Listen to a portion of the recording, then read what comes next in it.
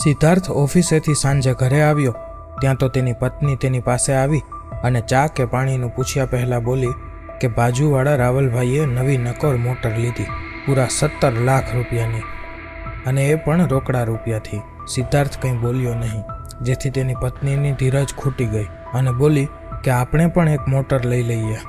તમે સ્કૂટરમાં ઓફિસે જાઓ છો તે હવે સારું ન લાગે. તમારા કંપનીના બધા કર્મચારી મોટર લઈને આવે છે અને તમે સ્કૂટરમાં જાઓ છો એ મને સારું નથી લાગતું. સિદ્ધાર્થે જવાબમાં કહ્યું કે ઘરના હપ્તા, છોકરાઓના ભણવાના ખર્ચ, પછી આપણી પાસે એટલી બચત નથી રહેતી કે આપણે મોટર લઈએ, અને આગળ જતાં પણ આ ખર્ચ વધવાનો છે. સિદ્ધાર્થે શાંતિથી જવાબ આપ્યો. પત્ની ગુસ્સે થઈ ગઈ અને કહ્યું, બીજા લોકો પણ કમાય છે, બધા લોકો પોતાના શોખ પૂરા કરે છે. તમારાથી પણ ઓછા પગારવાળા કર્મચારી મોટર લઈને હરે ફરે છે. તમે કોણ જાણે ક્યાં રૂપિયા ફેંકીને આવો છો કંઈ ખબર જ નથી પડતી. ત્યારે સિદ્ધાર્થે કહ્યું કે મારો પગાર આવે તે બધા રૂપિયા હું તારા હાથમાં જ આપી દઉં છું. મારા ખીચા ખર્ચીના રૂપિયા પણ હું તારી પાસેથી માંગુ છું. તો હવે રૂપિયા ક્યાં વપરાય છે એ તને ખબર હોય. આ સાંભળીને સિદ્ધાર્થની પત્નીનો ગુસ્સો જાણે 7મા આસમાને પહોંચી ગયો અને તેને કહ્યું કે હું કંઈ ન જાણું. તમે ગામડામાં આપણા ભાગની જમીન વેચી દો. આ તો આપણી મોજ મજા કરવાની ઉંમર છે. આપણે પણ જિંદગી માણવી જોઈએ. મરી ગયા પછી એ જમીન શું સાથે લઈને જઈશું? અને મારું ક્યાંક તો માનો, આપણે કાલે જ ગામડે જઈને જમીનનો સોદો કરી આવ્યા. આમ કહી તેનો નિર્ણય જાણે સંભળાવી દીધો અને સિદ્ધાર્થ પાસે બીજો કોઈ રસ્તો હતો નહીં, એટલે હા પાડતા કહ્યું કે તું કાલે મારી સાથે ગામડે આવીશ ને? પત્નીએ તરત જ હા પાડી દીધી. પત્નીએ તો આખી શેરીમાં જાહેરાત કરી દીધી કે સિદ્ધાર્થભાઈ થોડા દિવસમાં મોટર લેવાના છે. સવારે સિદ્ધાર્થ અને તેની પત્ની ગામડે પહોંચી ગયા.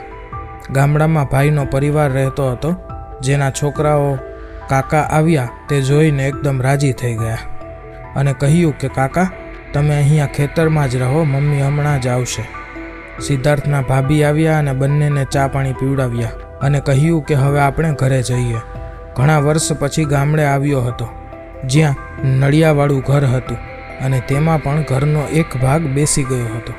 ઘરના ફળિયામાં 2 ગાય બાંધેલી હતી અને ઘરની પાછળના ભાગમાં બગીચો અને થોડા ભાગમાં શાકભાજી ઉગાડ્યા હતા. સિદ્ધાર્થની પત્નીને આ વાતાવરણમાં મજા આવી ગઈ. ભાભીએ કહ્યું કે ચાલો અંદર બેસીએ, પણ તે બોલી કે ભાભી અહીંયા જ બેસો, બહુ મજા આવે છે. ફળિયામાં રાખેલ ખાટલા ઉપર જ બેસી રહી. સિદ્ધાર્થના મોટા ભાઈ કથાકાર હતા અને એ સમયે તેની ગામમાં કથા ચાલી રહી હતી. સિદ્ધાર્થનો એક ભત્રીજો દોડીને બોલાવવા ગયો અને કથા કરી રહેલા તેના પિતાજીને કાનમાં કહ્યું કે કાકા ઘરે આવ્યા છે. એ સમયે કથામાં પણ ભરત મિલાપનો પ્રસંગ ચાલી રહ્યો હતો અને નાનો ભાઈ ઘરે આવ્યો છે એ સમાચાર મળતાની સાથે કથા કરી રહેલા મોટા ભાઈની આંખમાંથી આંસુ નીકળવા માંડ્યા અને ગળામાં ડૂમો ભરાઈ ગયો. યજમાનની માફી માંગી રજા લઈને પોતાના ઘર તરફ ઉતાવળથી ચાલવા લાગ્યા. સિદ્ધાર્થે મોટા ભાઈને ઘર તરફ આવતા જોઈને દોડીને મોટા ભાઈને ભેટી પડ્યો અને બંને ભાઈ ઘણા સમયે મળતા હોવાથી બંનેની આંખમાં આંસુ આવી ગયા. સિદ્ધાર્થની પત્નીને આ બધું અજીબો ગરીબ લાગતું હતું અને તેની આંખમાં પણ આંસુ આવી ગયા. 2 બેડરૂમના ફ્લેટમાં રહેનારી સિદ્ધાર્થની પત્નીને આટલી હરિયાળી અને ખુલ્લી હવા ને પવનમાં આમ તેમ ઝૂલતા ઝાડપાન જોઈને તેનું મન અહીંયા રહેવાનું થઈ ગયું. પણ મોટરનો વિચાર આવતાની સાથે આ બધું નકામું લાગતું હતું. બીજે દિવસે જ્યારે બધા જમીને બેઠા હતા ત્યારે સિદ્ધાર્થે મોટા ભાઈને પૂછ્યું કે આપણે બધી જમીનમાં વાવેતર કર્યું છે? ત્યારે મોટા ભાઈએ જવાબ આપ્યો, લગભગ બધી જમીનમાં વાવણી થઈ ચૂકી છે, માત્ર થોડી જમીનમાં બાકી છે. ત્યારે સિદ્ધાર્થે કહ્યું કે આપણે એ ભાગ વેચી દઈએ અને તેમાંથી તમે અહીંયા પાકું મકાન બનાવી લો અને મારે એક મોટર લેવી છે તો હું તે લઈ લઉં.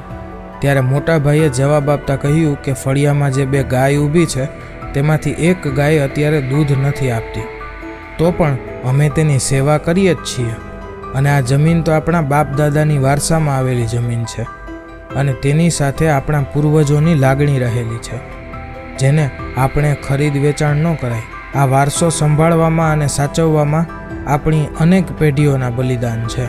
જે લોકોએ પોતાના ખેતર વેચી નાખ્યા છે એ લોકો અત્યારે મજૂરી કરે છે અથવા તો શહેરમાં કોઈ જગ્યાએ રેકડી ચલાવે છે.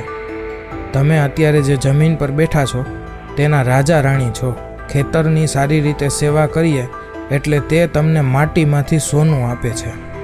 ત્યારે સિદ્ધાર્થના ભાભી અંદરથી આવી અને સિદ્ધાર્થની પત્નીને અંદર લઈ જાય છે અને ભાભીએ એક પોટલી ખોલી તેમાં તેના સોનાના દાગીના હતા. જે પોટલી આપતા કહ્યું, આ તમે લેતા જાઓ અને આની કિંમત કઢાવી લો. તેમાંથી તમારી મોટર આવી જાય એમ હોય તો બધા દાગીના વેચી નાખજો અને રૂપિયા પૂરા ન આવે તો કહેજો, આપણે એ જમીનનો ટુકડો વેચી નાખીશું. ત્યારે સિદ્ધાર્થની વહુએ ભાવુક થઈને કહ્યું કે ભાભી, આપણે આપણા પૂર્વજોની વિરાસત વહેંચવી નથી અને આ સોનું પણ તમે રાખો. સારું વર્ષ આવે ત્યારે આપણે મોટર લઈશું અને એમાં પહેલાં તમને અને ભાઈને લઈને જાત્રા કરવા માટે જઈશું. જો આ વિડીયો તમને પસંદ પડ્યો હોય તો દરેક લોકો જોડે શેર કરજો. ફરી પાછા મળશું એક નવા વિડીયોમાં એક નવી પ્રેરણાદાયક સ્ટોરી સાથે. ધન્યવાદ.